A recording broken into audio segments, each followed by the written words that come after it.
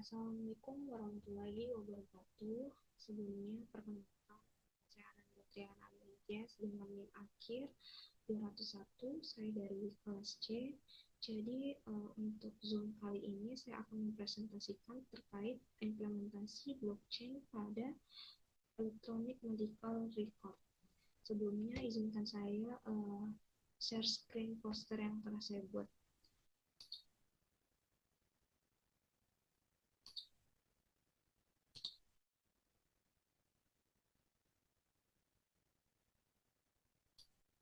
Baik, di sini terdapat poster yang saya buat berdasarkan laporan yang telah saya buat, itu dengan judul blockchain untuk keamanan dan privasi data rekam medis elektronik, yang dimana pada poin pertama yaitu terdapat tujuan yang pertama, eh, tujuan dari blockchain yang pertama yaitu eh, keamanan data, yang dimana keamanan data yang dimaksud ini adalah blockchain bertujuan untuk mengamankan data rekam medis elektronik melalui strategi ledger terdesentralisasi, di mana data data dapat disimpan dalam blok-blok yang terhubung satu sama lain secara kriptografis. Yang kedua ada privasi pasien. Privasi pasien yang dimaksud yaitu melindungi privasi pasien. Dengan adanya blockchain, kontrol atas akses ke data rekam medis elektronik berada di tangan pasien. Pasien dapat memberikan otoritas kepada dokter, rumah sakit, atau pihak ketiga lainnya, yang dimana hal tersebut dapat memastikan bahwa data pribadi mereka tidak dapat diakses tanpa izin. Ini juga mengatasi kekhawatiran tentang akses tidak sah oleh penyedia layanan cloud atau administrator sistem. Yang ketiga ada integrasi data. Integrasi data yang dimaksud ini yaitu memperkuat integrasi data, yang dimana setiap transaksi data di blockchain dilengkapi dengan stempel waktu atau hash unik yang tidak dapat diubah. Yang keempat ada audit dan transparansi, dan yang kelima ada sistem terdistribusi. Selanjutnya ada mekanisme blockchain. Mekanisme blockchain yang pertama adalah pencatatan data. Data pasien yang dicatat dalam blockchain saling terhubung.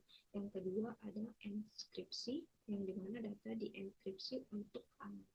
Yang ketiga ada jejak audit. Jejak audit ini yaitu transparansi akses dan perubahan data. Yang keempat ada distribusi jaringan. Distribusi jaringan ini data disimpan pada node terdistribusi, dan yang ketiga dan yang terakhir adalah smart contract atau otomatisasi hak akses dan pencatatan transaksi. Selain itu ada manfaat dari blockchain. Yang pertama adalah keamanan tinggi. Keamanan tinggi ini data dienkripsi dan sulit diakses tanpa izin, sehingga yang diakses hanya adalah orang-orang yang memiliki akses terhadap data tersebut, sehingga orang yang memerlukan data harus memerlukan izin terlebih dahulu. Yang kedua ada privasi yang terjamin. Privasi terjamin ini akses data hanya oleh pihak yang berwenang, yang dapat menggunakan atau mengakses data tersebut. Yang ketiga ada efisiensi operasional, yaitu pertukaran data lebih cepat antar fasilitas. Dan yang terakhir adalah audit dan kepatuhan, yaitu memastikan akuntabilitas melalui jejak audit. Selain itu terdapat tantangan dalam implementasi blockchain tersebut. Yang pertama adalah kompleksitas teknologi. Kompleksitas teknologi ini yaitu implementasi blockchain membutuhkan infrastruktur teknis yang canggih dan tenaga kerja dengan keahlian tinggi dalam pengelolaan teknologi blockchain. Yang kedua adalah biaya implementasi yang tinggi, yang dimana penerapan blockchain membutuhkan investasi besar dalam hal perangkat keras, perangkat lunak, pelatihan staff, dan pemeliharaan sistem. Dan yang ketiga adalah skalabilitas dan kecepatan. Blockchain, terutama versi publik seperti Ethereum, memiliki keterbatasan dalam skala dan kecepatan transaksi. Data besar yang sering dihasilkan oleh IMR dapat memperhambat atau memperlambat proses. Dan yang terakhir adalah keamanan dan proses keamanan dan privasi. Keamanan dan privasi ini yaitu meskipun blockchain dikenal aman, ancaman seperti serangan cyber pada layer aplikasi atau pengelolaan kunci kriptografi tetap ada, sehingga hal tersebut menjadi tantangan dalam implementasi blockchain itu sendiri. Adapun strategi solusi dari tantangan tersebut, yang pertama adalah pelatihan dan edukasi. Pelatihan edukasi ini memberikan pelatihan kepada staf teknologi informasi dan pengelolaan kesehatan tentang teknologi blockchain untuk meningkatkan kompetensi internal. Dan yang kedua ada adopsi blockchain konsorsium.